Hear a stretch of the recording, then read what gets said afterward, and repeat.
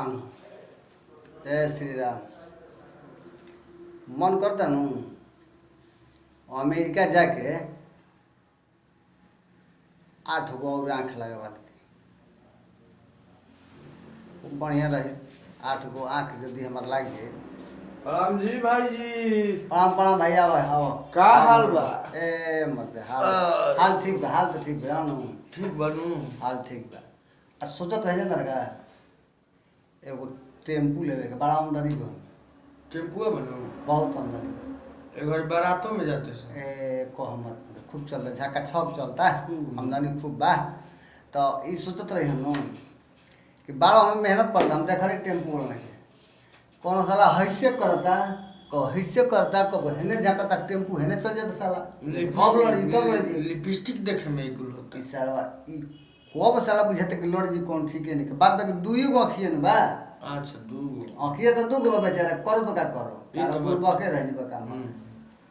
तो वह हम सोचते कि अमेरिका चल जेती।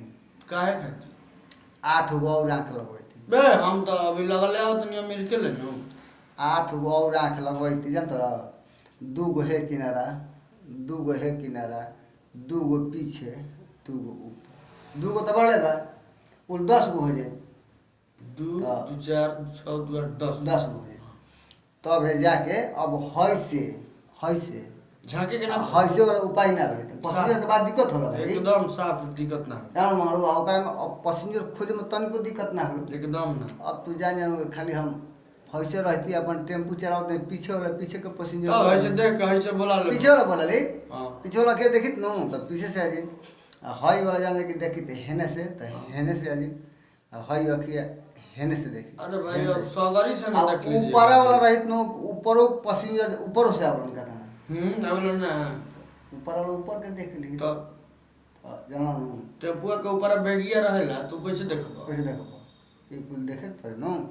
तो अखिया हमार लागी नो तो बहुत बढ़िया रहे। अमेरिका जैती जाने कि आँख लागी तो तब है जान जाता का टेम्पू किनाई एकदम भाई के खूब अभी हिलाओ।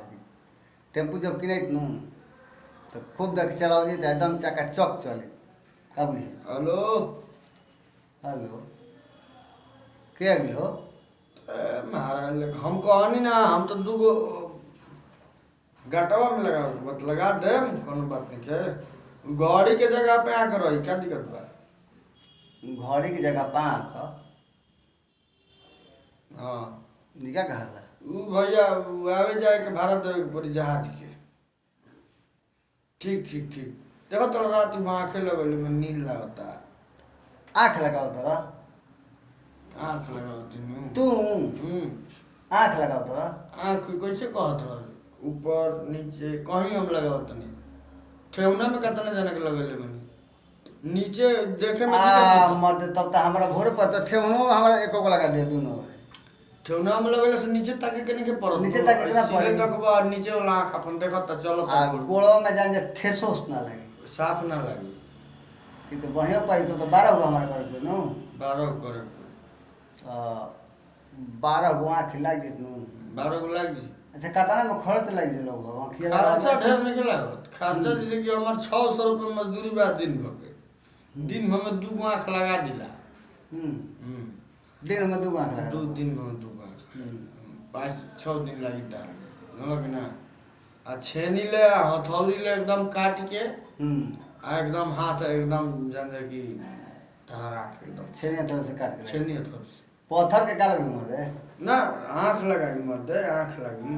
अच्छा तुम्हारा छेनी हथौड़ी से काट के पत्थर के लगा जा रहा है? ना ना ना छेनी हथौड़ी से जैसे कि हई तार काटम यहाँ कहाँ काटे के बाद आग लगाओ जहाँ बिल करब ऊपर कहो तो लगाओ के ऊपर ड्रिल मशीन से बिल करे हे में दिमाग वाला बोका उ देखी है ना कुल काम खत्म हो जाई। ऊ देखो हमार दिमाग के बात नहीं के हमार बात बता रहा के। तो हम सुनले रहे कि डॉक्टर लगावला सब बहुत बड़ मोटरसाइकिल के मिस्त्री बे बड़ बड़ दुनिया में बहुत तरह की आँख लगा दे। जहाज से अकेले बैठ के जाइला लगावे खातिर ड्रिल मशीन दिमाग काम करी चाहे ना आँख काम करी दिमाग भले तार काम दिमाग भले फेल हो जाए तो हो जाए आँख से हमारा काम बाबा आँख काम करे। हाँ तू तो बढ़िया लागत रहो।